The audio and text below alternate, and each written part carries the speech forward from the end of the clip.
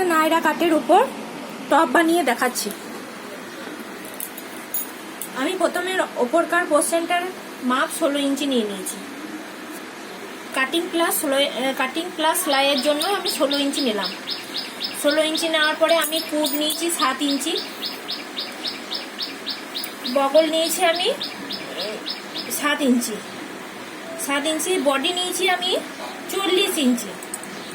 40 ইঞ্চি লেতে এখান থেকে আমি এটা 10 নিয়েছি, 10 10 20 4 ভাগ করলে 40 হয়। তারপরে আমি 1.5 ইঞ্চি বাড়তি নিয়ে নিয়েছি। কোমরের পোর্শনের জন্য আমি নিয়ে নিয়েছি 38, 9 9 38 প্লাস আমি 1.5 ইঞ্চি এক্সট্রা নিয়ে নিয়েছি। এরপর আমি এটাকে মিডল করে এইখান থেকে এটা 1.5 ইঞ্চি আমি বগলের পোর্শনটা কেটে নিচ্ছি।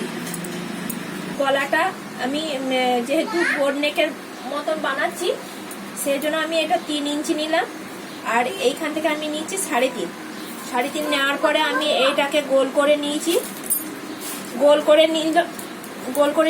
এরপর আমি এটাকে কেটে নেব। আমি এবার পেছনের গলাটা বোর্ড নেক কেটে নিলাম।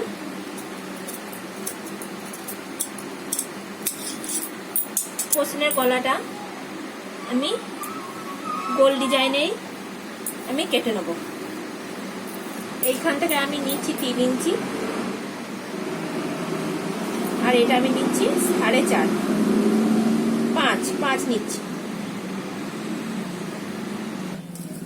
এরপর আমি এই কাপড়টা এই সামনের পাটের সঙ্গে মিডিলে আমি জয়েন করে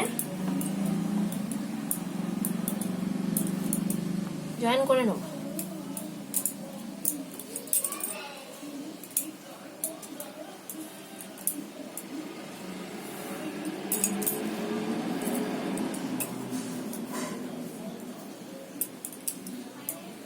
এভাবে জয়েন করে নেব।